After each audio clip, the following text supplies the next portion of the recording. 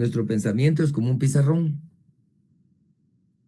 A partir de lo que percibimos, decía él, directamente por los sentidos surge lo que él llamó ideas simples. Y en parte tiene razón, porque si analizamos, digamos, a un pequeño o a una pequeña, un niño, un bebé, en fin, está la ingenuidad pura, ¿verdad? Entonces, dependiendo la formación, va a ir asimilando y va a ir generando sus propias ideas. Al extremo que si no tiene una formación adecuada desde el principio, va a ignorar muchas cosas. Y de hecho eso lo planteamos en la vida, ¿verdad? Por ejemplo, si nosotros vivimos en un lugar totalmente aislado, en donde no haya mayores avances, nuestras necesidades las vamos a ir resolviendo, no solo en forma empírica, sino que de acuerdo a la capacidad del lugar en el que nos encontremos. Sin embargo, en la medida en que vayamos conociendo las cosas, van surgiendo las inquietudes. Por ejemplo, en el caso de los niños actuales, como yo no sé si en el vientre o no de la madre, pero pareciera que ya vienen con su teléfono en la mano, los pequeños, ¿verdad? Entonces, desde muy pequeñitos, los actuales niñitos ya empiezan a hacer uso de la tecnología a través del teléfono, ¿verdad? ¿Qué implica eso? Que para un niño actual, cuando tenga 8 años, para él es lo más normal contar con un teléfono, ¿verdad? O con una, eh, tal vez laptop no, pero sí con una tablet, con algún mecanismo, digamos, tecnológico que le permita jugar, por ejemplo. Entonces, esa es la diferencia. Y en ese sentido, no deja de tener razón John Locke, porque el pensamiento al nacer está liberado para captar, para asimilar. Yo hace una hora más o menos me enviaron un mensajito que me llamó la atención y sí vi el TikTok, eh, pero me pareció de lo más hermoso del mundo ver a una niña aproximadamente creo que si tiene 4 años es mucho, pero de repente ustedes accesan a ese TikTok y se van a dar cuenta que tierno, porque se enfrenta ella frente a dos músicos que tienen un violín cada uno y le preguntan qué melodía desea compartir en inglés. Dice ella, a mi manera, en inglés. Y se pone ella frente a un piano. Y cuando le corresponde la intervención del piano, después de la introducción de los violines, es un espectáculo ver a esa bebé, a esa niña, haciendo uso del piano, ¿no? Si ustedes comparan a esa niña con otra niña de 4 años que nunca ha visto un piano, es obvio que no tiene idea para qué sirve ese piano, ¿verdad? Así es que lo importante es que este tipo de teorías nos orientan y nos dan elementos comparativos para aplicarlos a casos concretos, ¿no? Siguiendo con el mismo recorrido, nos encontramos con el idealismo trascendental. Esto se le acuña o se le aplica como la forma más elaborada del idealismo a través de Emmanuel Kant. Emmanuel Kant fue un filósofo alemán considerado como el más influyente en el siglo XIX, ¿verdad? Idealismo trascendental. Él pensaba que los sentidos aportan datos aislados y que en sí mismos no significan nada, decía él. Sin embargo, ciertas condiciones racionales previas e inherentes a todos los seres humanos permiten dar sentido a dichos datos. A estos elementos él le llamó conocimientos puros, porque no tienen un referente en la realidad, dice él. Él asocia las diferentes versiones y concluye que a eso se le denomina conocimiento puro. Immanuel Kant, muy famoso. Asimismo, hemos escuchado esto, ya sea como filosofía o como ideología, el término idealismo, ¿verdad? Alguien me podría decir qué entendemos por idealismo, así en forma muy simple.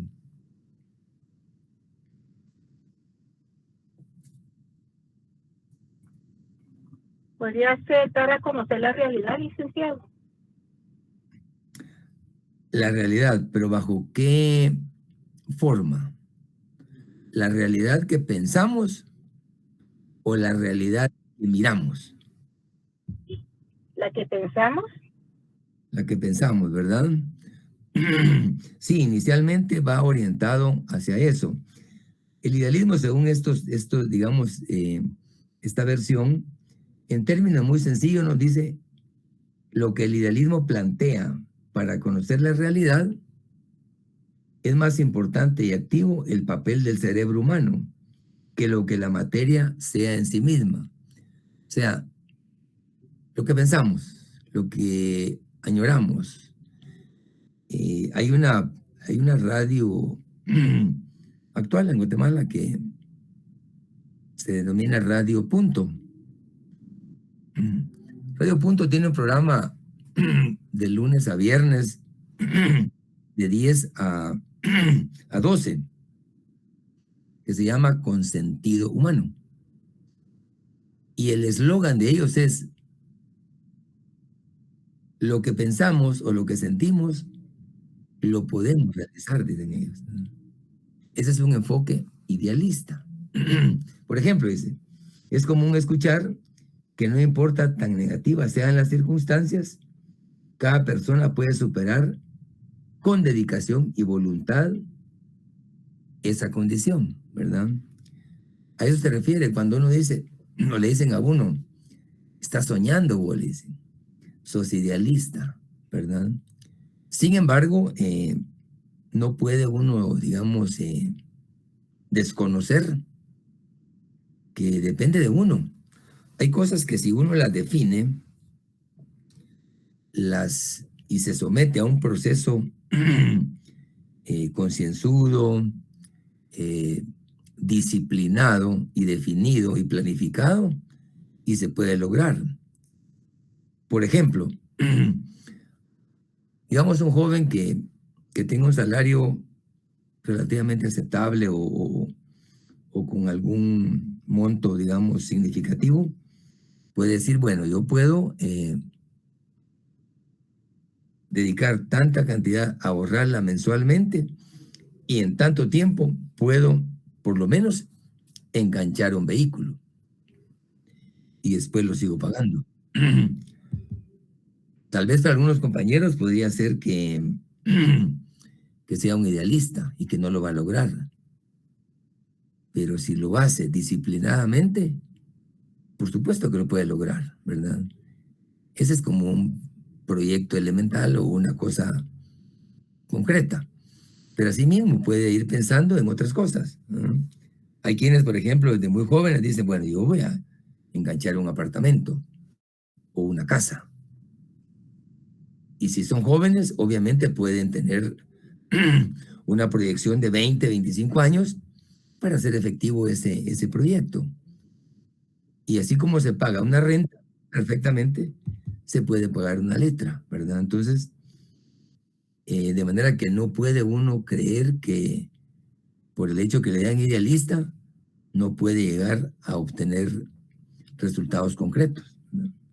Por eso manifiesta acá el texto que se presume que las cosas que se declaran reales serán fundamentalmente, dice, las que se admitirán como conocibles y en particular conocibles con plena seguridad. Lo que quiere decir este filósofo, Ferrater, es que si para nosotros algo se puede convertir en real y nos dedicamos a lograr dicho propósito, lo logramos. En este momento ustedes están a un paso de cerrar Pensum, que es un proyecto de vida interesante. Se dedican a estudiar, a prepararse y lo van a lograr. La fase siguiente ya será avanzar en la tesis y a la vez prepararse para los exámenes técnico-profesional, que son otras fases, pero que sí lo definen y son disciplinadas o disciplinados, simplemente lo logran, ¿verdad? Y ya en su momento, pues ya van a poder participar en eventos en donde, como abogados o notarios, podemos participar, sujetos obviamente a procedimientos. O si no, se dedican a crear su propia oficina, su propio staff, su propio proyecto, o si no, a una empresa en donde ustedes sean los gerentes o los propietarios, pero ya con conocimientos, porque no necesariamente uno va a desarrollarse en lo que se ha preparado, pero sí es importante que la preparación que uno tenga haga uso de ella en el desarrollo de sus actividades, ¿no? No a todos les va a gustar, por ejemplo, el notariado, pero a algunos les va a gustar, por ejemplo, penal, civil, ¿verdad? Ambiental, laboral. Hay a quienes les fascina el derecho laboral, ¿no? Y ahí están atendiendo las diferentes audiencias y al final, regularmente, aplicando el principio prooperario o el principio realista del derecho, y regularmente se favorece al trabajador, ¿verdad?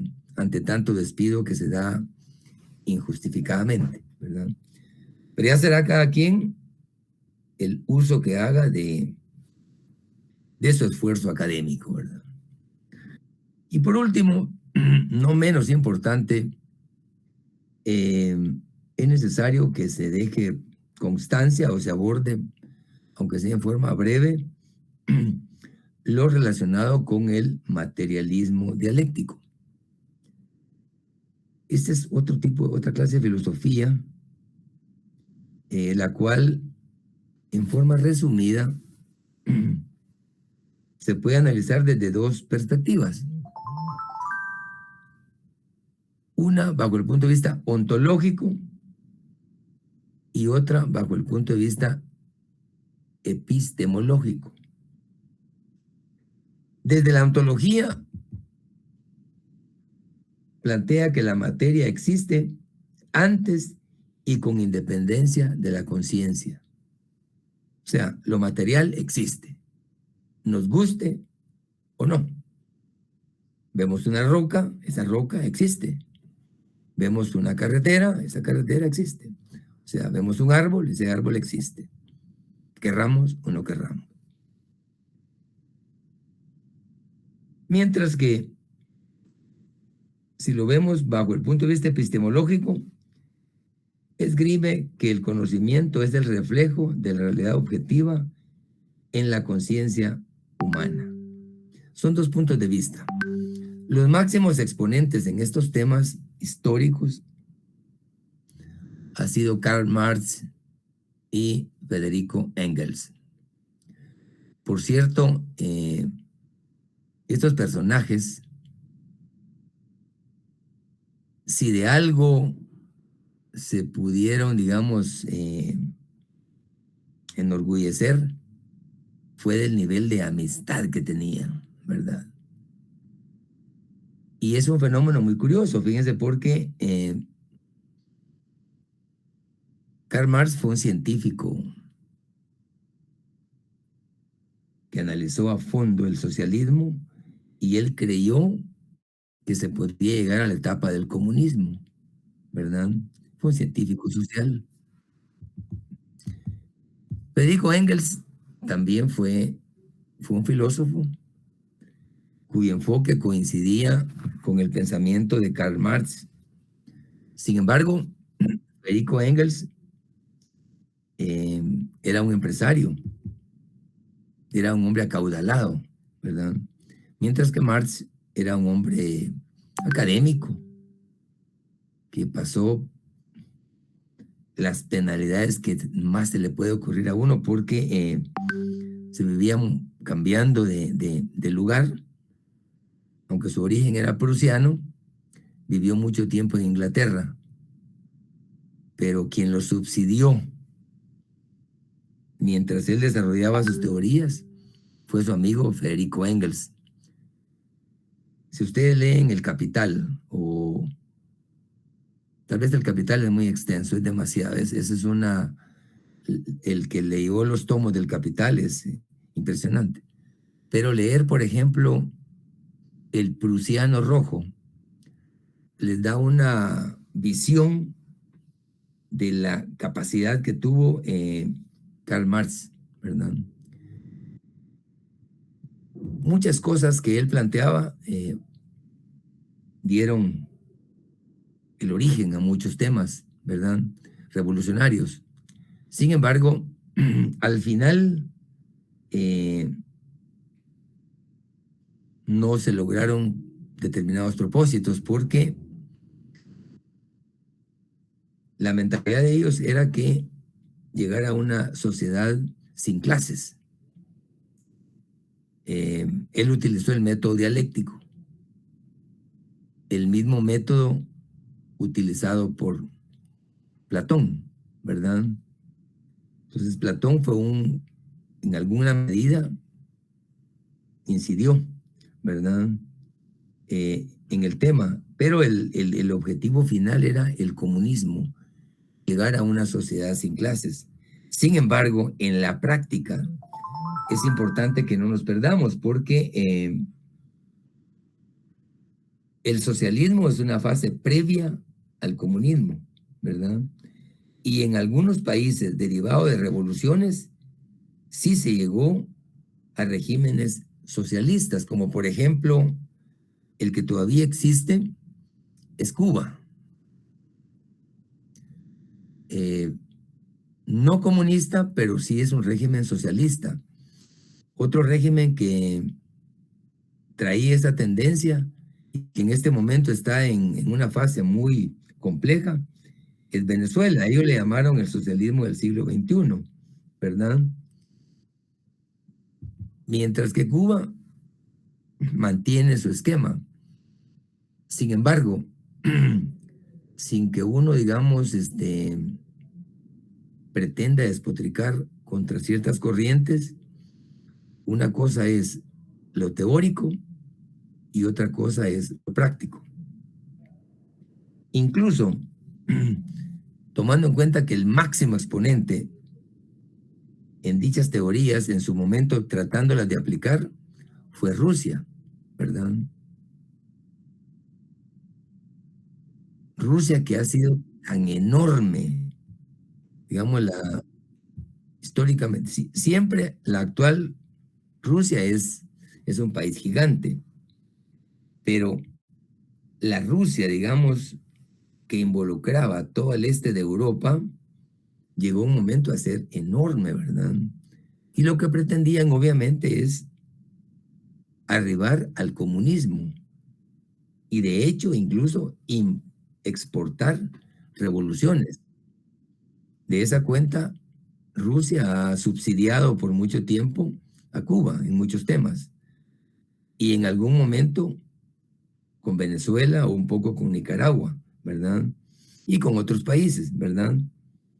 Actualmente, los países que que todavía manejan en alguna medida ciertos conceptos en ese sentido es Rusia, Corea del Norte fundamentalmente, ¿verdad?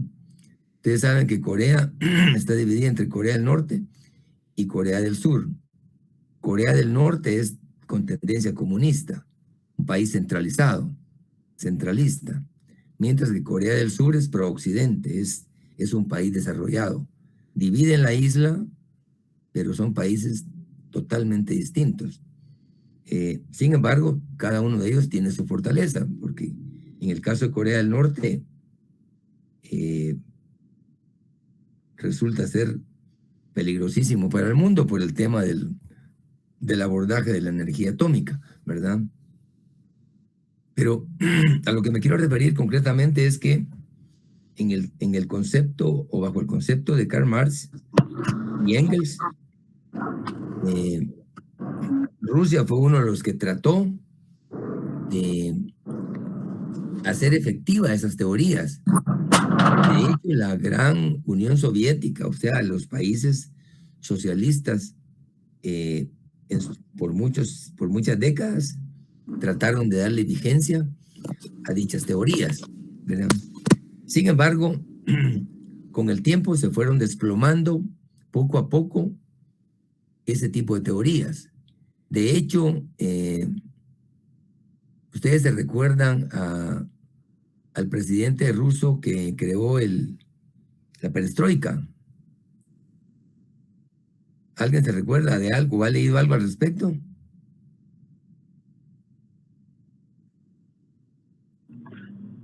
Vladimir Gorbachev, disculpe.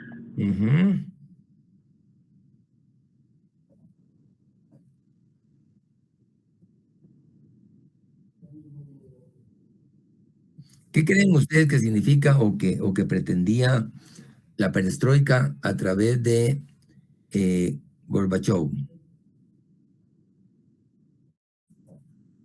Estamos hablando del materialismo dialéctico y asociando un poco lo que pretendía Karl Marx y Federico Engels,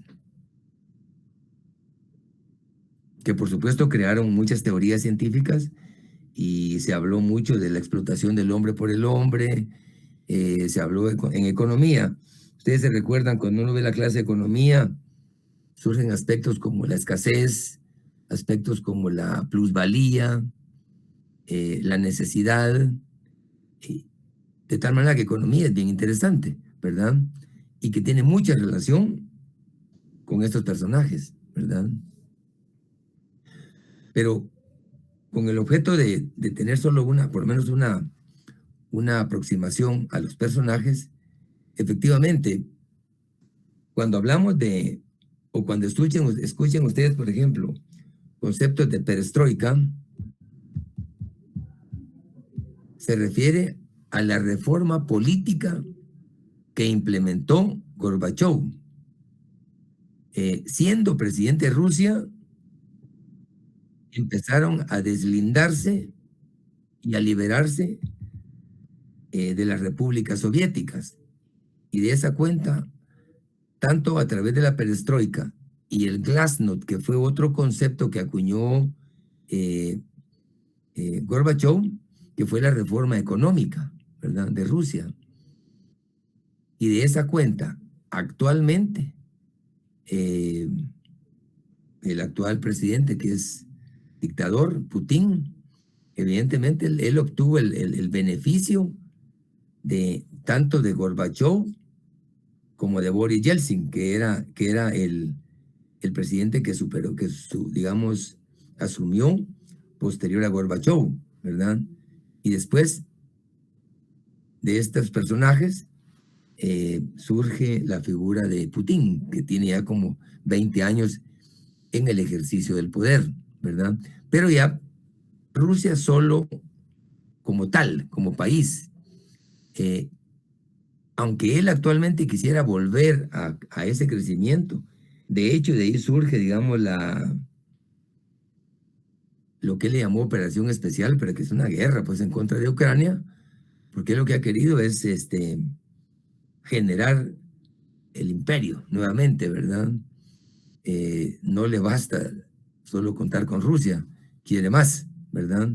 Pero lo importante es, digamos, tomar en cuenta que la pretensión del materialismo dialéctico era sumar las fases de tal manera que del socialismo se llegara al comunismo, que no es más que una sociedad sin clases, en donde todo el mundo se supone que es igual.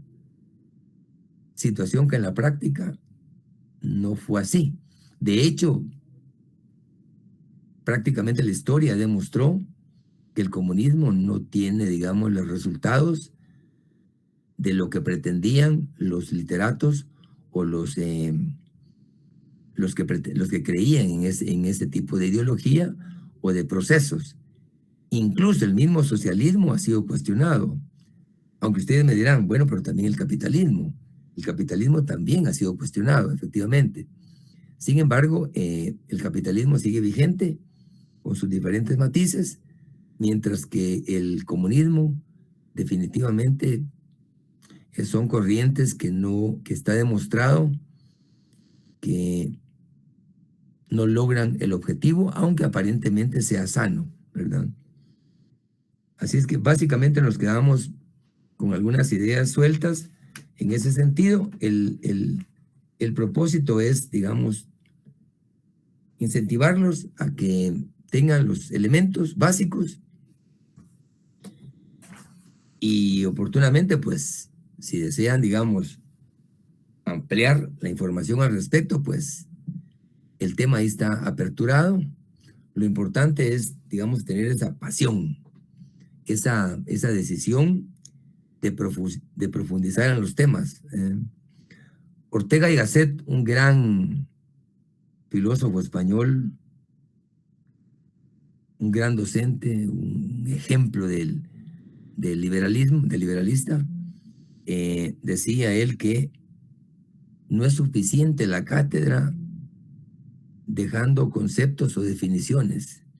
Es necesario, decía él, que el estudiante profundice, cuestione y trate de ir más allá del mensaje o lo que se queda en el aula.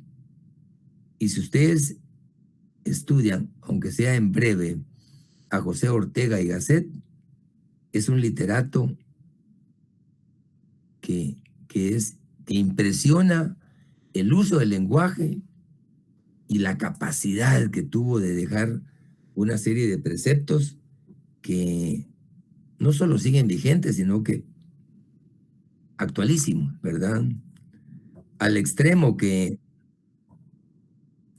Vargas Llosa, también un gran literato peruano, premio Nobel de Literatura, era un ferviente admirador de Ortega y Gasset. Y leer a Vargas Llosa también es una exquisitez, ¿verdad? Por cierto, les sugiero que cuando tengan algún espacio, lean La historia del chivo, así se llama, de Vargas Llosa, ¿verdad? Es un texto, es una obra no solo, digamos, interesante, sino que deja un conocimiento increíble, pero la pluma de Vargas Llosa era brillante, ¿verdad? Y de hecho, la obra que escribió en función de Guatemala, que se denomina Tiempos Recios, que relata, digamos, la caída de Arbenz. Cuando uno lee Tiempos Recios y lee la historia del chivo, tiene en algún momento tiene algunos elementos que se fusionan entre la historia de República Dominicana y la historia nuestra, porque vincula, digamos, incluso no solo el quehacer de Jacobo Arbenz Guzmán, sino que también vincula parte del ejercicio de Castillo Armas, que fue el que derrocó a Jacobo Arbenz, pero se asocia con el dictador Trujillo de la República Dominicana. Pero ambos textos son para agotar varias tazas de café, ¿oye? Totalmente invitados a leerlos. ¿Alguna pregunta, estimadas amigas y amigos?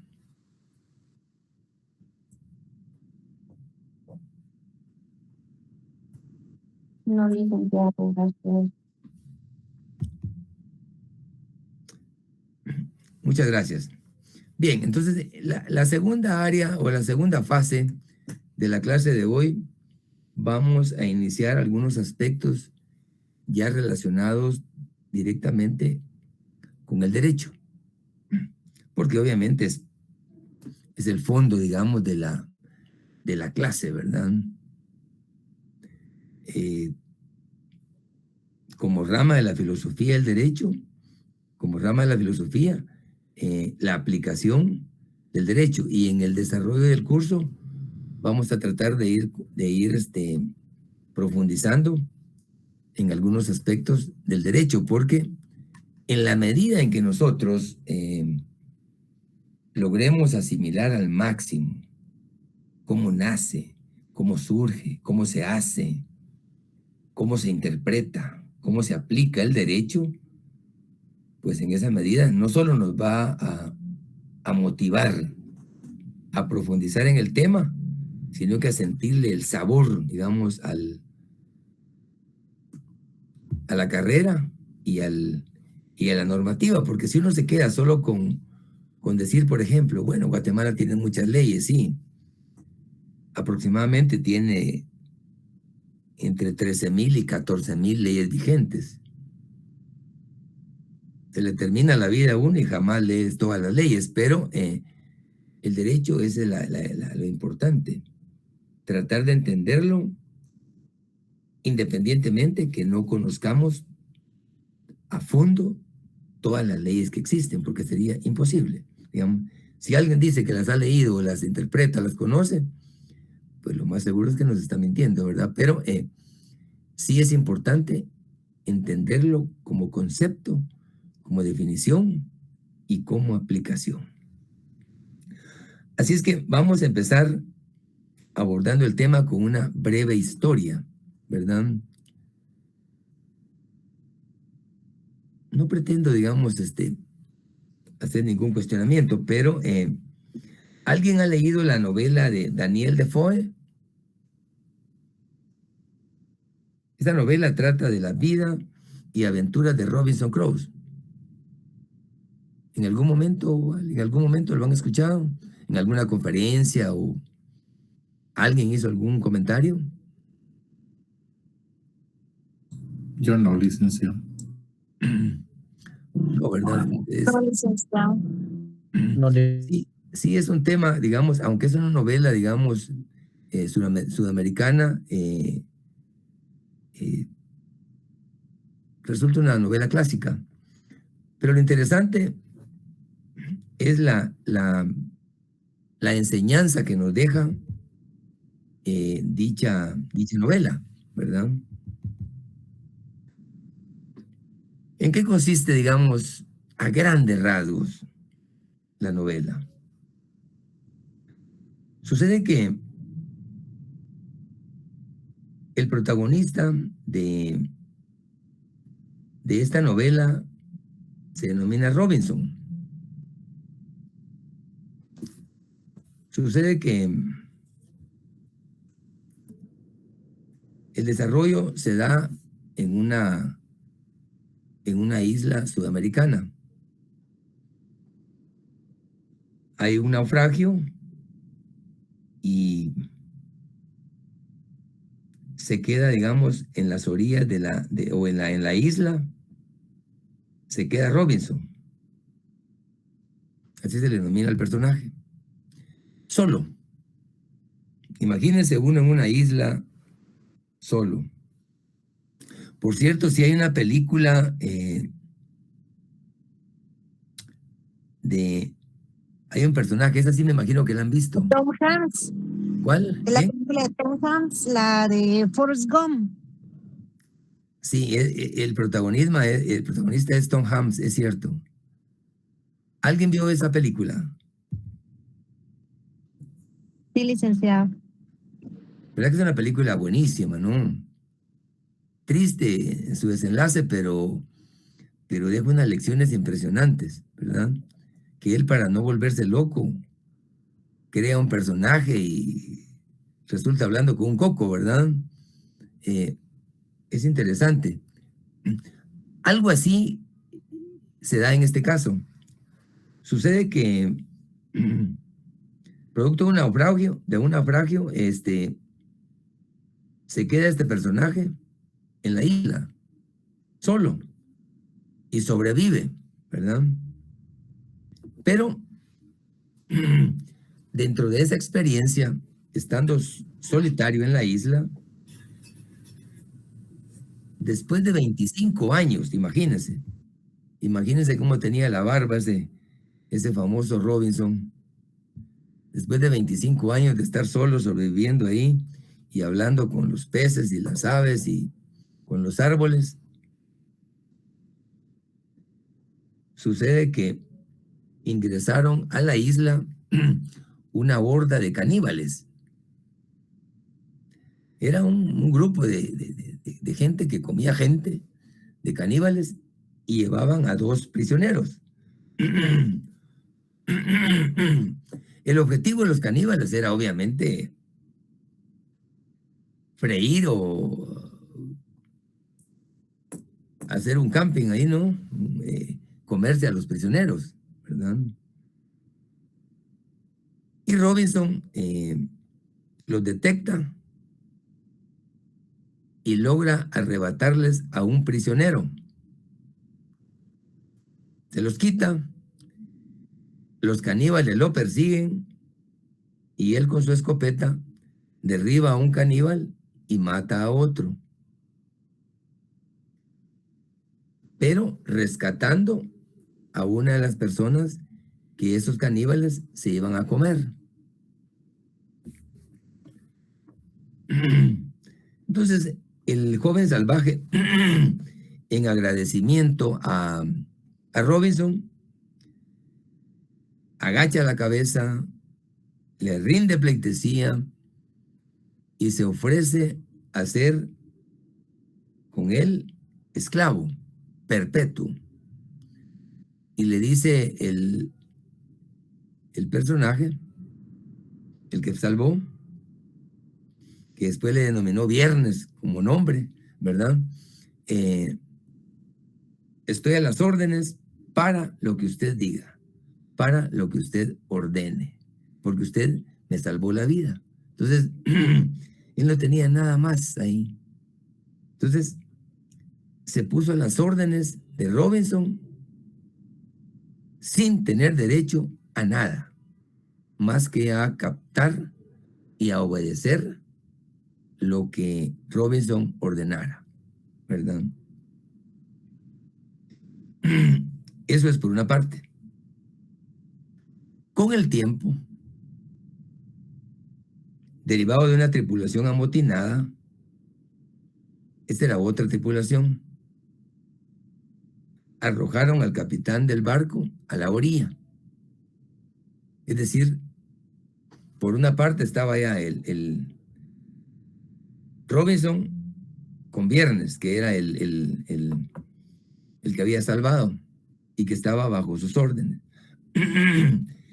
y posteriormente aparece un capitán de un barco que se amotinó la tripulación y lo expulsó del barco, siendo el capitán del barco.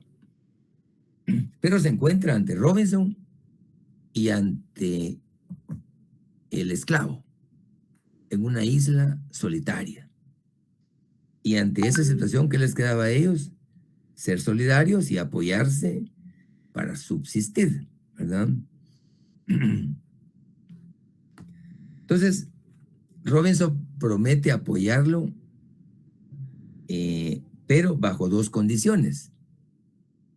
Le dice Robinson: yo te apoyo y te respeto como capitán, que eres.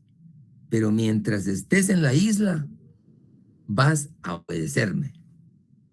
Aquí yo soy el chief. Aquí yo soy Donald Trump. Aquí yo soy Putin. No soy Maduro, ¿verdad? Entonces, o si queremos algo más cercano, aquí soy Bukele. ¿Y qué? ¿Ah? Entonces, te dijo, sí, de acuerdo. Pero hay una segunda condición, que si logramos recuperar la tripulación, o sea, el barco que te expulsó, y logramos reducirlo y traerlo a la isla, me llevas a Inglaterra en tu barco y no me cobras el pasaje, porque no tengo pisto. Dijo, ahí no estaba el Banco de Guatemala ni el Banco de Estados Unidos para crear los dólares, ni la Comisión Europea, ¿verdad? Para crear euros. Entonces él dijo, bajo estas dos condiciones, le dijo, te apoyo. Y el capitán le dijo, de acuerdo, de acuerdo. Obedezco tus órdenes durante estemos acá. Y cuando recuperemos el barco, retornamos a Inglaterra, que es mi país, y de acuerdo, no te cobro el pasaje. Conclusión. Les hago la pregunta. Aquí estamos hablando de prolegómenos o el principio de ir abordando el concepto de derecho. Pero el primer caso entre Robinson y Viernes se generó una relación. ¿Qué tipo de relación se desprende de esa fusión? ¿Cómo se denomina esa relación? Aparte de la esclavitud, Sí, el Viernes era esclavo, ¿verdad? De Robinson. Él le obedecía a todo. Él no tenía derecho a presentar un recurso de revocatoria o de aclaración o de apelación, menos de amparo. Y ahí no existía comisión contra la tortura para decir que iban a pedir una exhibición personal, nada de eso, absolutamente nada. Ahí la Constitución era Robinson. ¿Qué relación hay ahí? la autoridad que él creó y las reglas que puso. Sí había autoridad en ese sentido, sí. Pero ante el tiempo, Perdón, licenciado, sería un estilo como monarquía, porque él era el superior de entre todos, porque mientras estuvieran en la isla, tenían que hacerle caso a Robinson. Ya si recuperaban el barco, era que pues iba a ya no estar bajo el mando de Robinson los demás, sino que iban a estar bajo el mando del capitán. Entonces, era como una monarquía de que tenían que acatar las órdenes y las reglas que Robinson habían puesto dentro de la sociedad que era la isla. Sí, efectivamente, ahí quien mandaba era Robinson y ellos tenían que obedecer dentro de ese ámbito. Pues jóvenes, la enseñanza que nos deja esto pareciera una historia, digamos, con poco sentido o sin apego al derecho, pero no, es justamente lo contrario. Específicamente lo que se genera aquí es una relación de poder. Eso es el poder, el definir, el mandar, tomar decisiones y hacer que se hagan las cosas, ¿verdad? Poder aquí rayando obviamente en lo salvaje, pero aquí la relación que se daba entre Robinson y Viernes era relación de poder, ¿verdad? Diferente poder es el que le aplicó Cantinflas a un periodista en un cuarto. Estaba un grupo de personas y había un periodista. Y cerraron la puerta de salida. Y dependía de que Cantinflas habilitara el cuarto. Y le dice el periodista a Cantinflas: usted sabe que es el cuarto poder, le dijo. Y le dice Cantinflas: pues no sé, pero usted sabe qué es no poder salir del cuarto. Solo invirtió el tema. Regresando, relación de poder. Mientras que la relación entre Robinson y el capitán, hay diferencia. ¿Por qué hay diferencia? ¿Qué nos dice la historia entre la relación entre Robinson y Viernes y la relación entre Robinson y el capitán?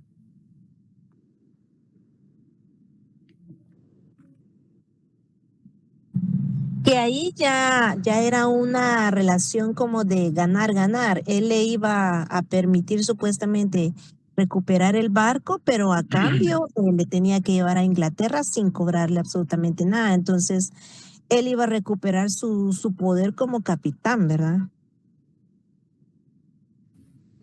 Sí, efectivamente. Mire, aquí lo importante es que se da una especie de relación contractual. Cuando uno define brevemente qué es un contrato, no es más que es un negocio jurídico, una relación entre pares o entre dos o más personas, en donde cada uno fija sus condiciones y al final las acepta. Aquí habían dos condiciones contractuales. Una que era la A, someterse al poder de Robinson, de parte del capitán. Y la cláusula segunda, por hacer una símil con un contrato, era de que al recuperar el barco, tal como dice la compañera, se comprometía él zarpar rumbo a Inglaterra sin cobrarle el pasaje. Entonces había una especie de contrato. En consecuencia, la relación que se da entre Robinson y el capitán, a esto le denominamos relación de derecho. Esa es la diferencia. El primero es una relación de poder y el segundo es una relación de derecho, porque ya habían, digamos, algunas responsabilidades recíprocas. Entonces, lo interesante aquí es diferenciar relación de poder y relación de derecho, porque cuando ustedes ya llegan a un acuerdo, aunque sea verbal, son condiciones y ahí empieza a funcionar el derecho. Por eso es que da tanta tristeza y a veces nostalgia cuando el mismo derecho internacional ha avanzado tanto y en algún momento uno siente que se retrocede. Entonces, esa es parte de la historia de lo que está pasando, pero lo interesante y lo que no permite, digamos, desmotivarse es conocerlo y saber, digamos, cómo surge y cómo se aplica. En este caso, lo interesante de la historia es de esta novela clásica que se llama Vida y Aventuras de Robinson Crusoe, es que desprendemos de ambas historias una relación de poder y una relación de derecho. Tal vez ustedes dirán que es un enfoque infantil o elemental, pero por elemental que sea, lo importante es que es didáctico y nos permite diferenciar una cosa de la otra, ¿verdad? Y para ir avanzando siempre en el marco del poder, el impulso del poder. En sentido sociológico, el poder es la capacidad de un individuo o grupo de llevar a la práctica la voluntad, incluso a pesar de la resistencia de otros individuos o grupos. Eso es el impulso del poder. Llevar a la práctica la voluntad, incluso en contra de, ¿verdad? Y en ese sentido, el sociólogo norteamericano Lester Ward le llama a esto el derecho de la fuerza, que en este momento el mejor ejemplo es lo que estamos viendo en Estados Unidos. Estados Unidos primero amenaza y después logra un propósito. Derecho de la fuerza, dicho por un norteamericano, ¿verdad? Solo que él no pensó que lo iba a aplicar al actual, pero es un ejemplo de lo que está pasando. En condiciones normales, las fuerzas psicológicas y sociales, decía, hacen que los más débiles se sometan a los más fuertes. ¿Será esto ironía o casualidad? ¿Qué dicen ustedes? En condiciones normales, las fuerzas psicológicas y sociales, decía, hacen que los más débiles se sometan a los más fuertes. Dicho por Lester Ward, derecho de la fuerza. Cualquier coincidencia, pura casualidad, ¿verdad?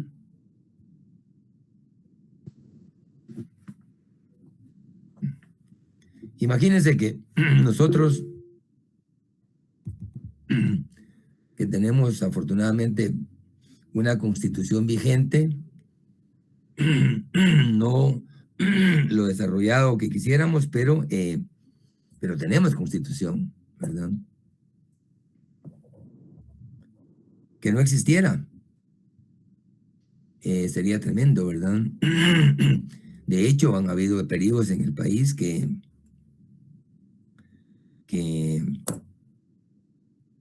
los regímenes han sido muy fuertes, mientras que cuando hay una constitución, obviamente es la máxima norma, ¿verdad? Y las demás leyes se desprenden de ella y tienen que acatarse, ¿verdad? Eso es lo importante del derecho, ¿verdad? Y para eso, la división de poderes. ¿Por qué? Porque eso equilibra, genera equilibrio, diga, el equilibrio del poder, ¿verdad? Ojalá que podamos ver esta semana un buen ejemplo de la aplicación del derecho y del equilibrio de poderes. Nosotros como gremio tenemos la oportunidad de elegir a un representante de la asamblea del Colegio de Abogados, ¿verdad? Ojalá tengamos la sapiencia de elegir al más idóneo, ¿verdad? Para que nos represente en la Corte de Constitucionalidad, ¿verdad? Es un buen ejercicio en la aplicación del derecho a elegir, ¿verdad? Ojalá tengamos la sapiencia, aunque se dio el fenómeno que hablamos en algún momento de la limitante de no permitirle a los colegiados afines que emitieran el voto. Es un tema bien interesante porque después de 40 años que elegían, hoy ya no pueden elegir, porque el amparo fue, es decir, el amparo provisional fue prácticamente admitido, consolidado, y no fue posible revertirlo, ¿verdad? Y en consecuencia, la sentencia que en su momento se dé va a ser conteste, ¿verdad? Así es que las ciencias afines no podrán votar por un candidato ante la CC en el futuro, ¿verdad? Con lo que pasó la semana anterior, ¿verdad? Será la historia la que juzgue, y eso les va a obligar a que tienen que crear su propio colegio, ¿verdad? Para crear sus propias inquietudes, que no es tan fácil, ¿verdad? Pero bien, esa es harina de otro costal. Lo importante es que es parte de la aplicación del derecho.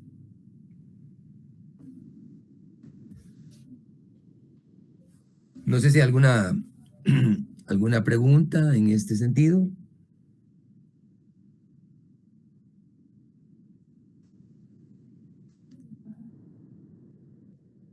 Porque también es interesante lo que nos decía el barón de Montesquieu, Montesquieu decía, es un filósofo francés, que decía, es una experiencia eterna, dice, que todo hombre que tiene autoridad es capaz de abusar de ella.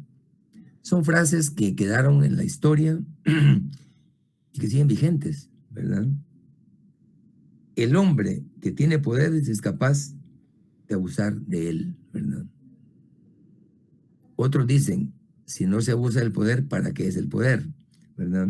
En el sentido mal aplicado, ¿verdad? Para eso es importante los pesos y los contrapesos. Que cada órgano tenga lo suyo, pero que evite a la vez que el otro órgano pretenda excederse, ¿verdad? De su función.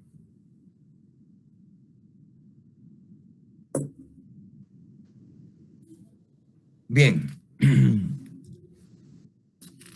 Hay un par de conceptos que quiero compartir siempre en el marco del poder, y que es la anarquía, ¿verdad? Para no desubicarnos del impulso del poder y del poder como un inicio para entrar a abordar el concepto de derecho. Yo les compartí un enfoque, digamos, de definición sobre la anarquía. Me gustaría escuchar sus comentarios sobre qué entendemos por anarquía.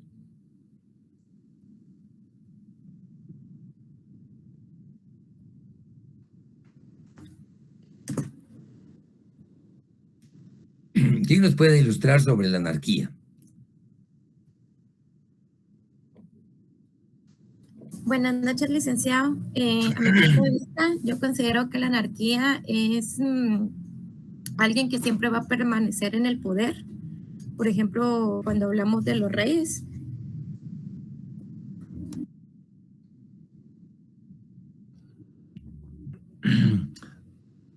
Vamos a detenernos ahí. Usted dice que cuando alguien se mantiene en el poder. Ejemplo, sí, y ese poder reyes. pasa solo cuando son familia. Familias. Lick, es cuando no se acepta la distribución de poderes en un estado a través de los diferentes, por ejemplo, el Congreso o la Corte, que no practica la abolición de esas instituciones con tal de ellos generar el poder individualmente. Fíjese que la verdad que sí tengo que cobrar, a toda la gente le cobro, a ninguna le dejo de cobrar porque sí le queda viejo, ¿sabes? Estoy bien, la verdad. Entonces sí se los podría llevar con lo que verifiqué. Para llevárselos únicamente le ofrecería ahorita. Daniel, tu micrófono.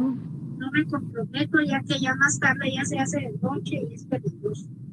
Entonces yo ahorita sí con mucho gusto se los podría llevar. Daniel, tu micrófono. Mañana. Tiene alguna relación con lo que se está diciendo, pero sí es importante que lo discutamos, obviamente, pero no confundamos. Cuando hablamos, por ejemplo, de monarquía o de una familia que mantenga el poder, o hablamos de que no se acepta la división de poderes, sí estamos hablando de algunos aspectos que tienen que ver con el poder, obviamente, y con lo que no es derecho, ¿verdad? Pero en forma más específica, cuando hablamos de anarquía, significa una situación en la que se da que todos los miembros de la comunidad se les da a todos los miembros un poder ilimitado. Donde impera la anarquía, no hay reglas colectivas que todo individuo esté obligado a reconocer y a obedecer. La anarquía no es más que la inexistencia de reglas en donde todo el mundo pretenda mandar. Lo podemos ver en la forma más elemental, en una familia. Si el padre de familia no genera directrices claras o la madre le contradice, lo más seguro es que los hijos a ambos no les van a creer y van a crear un ambiente anárquico porque nadie manda. Si esto lo trasladamos en el mismo caso concreto, si el papá es abusivo o es dictatorial, ya aplicamos no anarquía, porque van a haber reglas, pero tampoco son las más sanas. Si la madre se impone, pues vamos a caer en un matriarcado, ¿verdad? Pero en concreto, la anarquía es la inexistencia de reglas en donde todo el mundo quiere mandar, digamos. Por ejemplo, usted está en una reunión y todo el mundo pretende hacer uso de la palabra a la vez. ¿Qué pasaría ahí? Que no se entiende, ¿verdad? Si, por ejemplo, hay una comunidad o una, digamos una colonia, que solo tiene un acceso, pero hay personas que llegan y colocan túmulos, piedras, palos y una serie de cosas, y la gente ya no puede ingresar y no hay quien ponga orden, quien ponga reglas y quien facilite una vida civilizada, se vuelve anárquico, ¿verdad? Entonces la anarquía es la ausencia de reglas, la ausencia del derecho, porque todo el mundo quiere hacer lo que le conviene o le interesa. Por eso cuando decimos este gobierno o X gobierno es anárquico, porque nadie manda, ¿verdad? Todo el mundo quiere mandar. Entonces eso se llama anarquía. Y lo que la compañera manifestó al principio, o el compañero, perdón, que habló de monarquía o de una familia que controle, a ese concepto le vamos a denominar despotismo. Despotismo. Diferenciemos qué es anarquía y qué es despotismo. El despotismo es una forma de gobierno en la que un hombre goza de un poder ilimitado sobre los súbditos a los que rige o los que dependen de él. Esa es la diferencia. Que en la anarquía todo el mundo quiere mandar y al final nadie manda. Por eso se dice que las cosas a veces del Estado no son de nadie, ¿verdad? Porque todo el mundo quiere hacer lo que se le ocurre. Mientras que el despotismo es el poder ilimitado que se le da a una persona o a un grupo y todos los demás obedecen. Y esto se puede ver, digamos, en algún momento en temas, enfoques monárquicos, ¿verdad? Porque es cierto, hay orden, pero hay miedo, hay temor, ¿verdad? Ahí ni siquiera se puede hablar de democracia, porque no existe, ¿verdad? Entonces, lo importante es que asociemos el poder, asociemos la anarquía y asociemos el despotismo. Anarquía es un relajo, anarquía es ausencia de reglas, mientras que el despotismo es el poder ilimitado hacia una persona, ¿verdad? Entonces dirán ustedes, bueno, ambas definiciones o ambos conceptos, ¿a qué nos llevan? ¿Saben qué pregunta podemos hacernos acá? Y lo vamos a dejar ahí porque yo sé que tienen otra clase y todo es importante, ¿verdad? Pero quedémonos con el concepto de anarquía, ausencia de reglas. Y despotismo, cuando el hombre o una determinada persona goza de un poder ilimitado. Hay muchos libros que hablan sobre el despotismo, ¿verdad? Incluso hay un libro se me escapa ahorita el autor, García Laguardia, escribió es un pequeño libro, es un ensayo sobre el despotismo ilustrado. Vean, si pueden adquirirlo, léanlo, es interesantísimo. García Laguardia fue uno de los profesores, uno de los académicos guatemaltecos que vivió mucho tiempo en Costa Rica, pero que fue también magistrado de la Corte en su momento, de la Corte de Constitucionalidad. Nos dejó muchos ensayos de primer orden. Era un ilustre guatemalteco que nos dejó mucho. Escribió un ensayo que se denomina El despotismo ilustrado. No es muy grande, es un ensayo que lo lee uno en un fin de semana y es muy agradable. La pluma de él era agradable y el mensaje, no se diga, ¿verdad? Así es que nos va a servir mucho porque nos hace entender los gobiernos despóticos que hemos tenido y la forma que han gobernado. Pero en esencia, hablar de anarquía y hablar de despotismo nos introduce al rol que juega el derecho entre ambas definiciones. El derecho viene a ponerle orden. El derecho viene a decirle a la anarquía, señora, está obsoleta, usted no tiene cabida acá.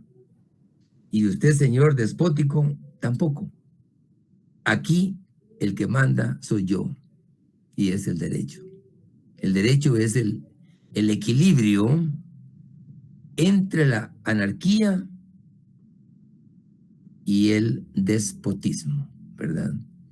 Ya de allí se definirán o originaremos una serie de discusiones sobre el derecho, pero el derecho viene a conciliar ese problema entre la anarquía y el despotismo, viene a poner orden y reglas que no siempre son claras, pero ahí está el derecho. Así es que nos quedamos por acá, estimadas jóvenes y jóvenes. Les deseo que tengan una excelente tarde. Una feliz tarde, licenciado. Buenas noches, licenciado.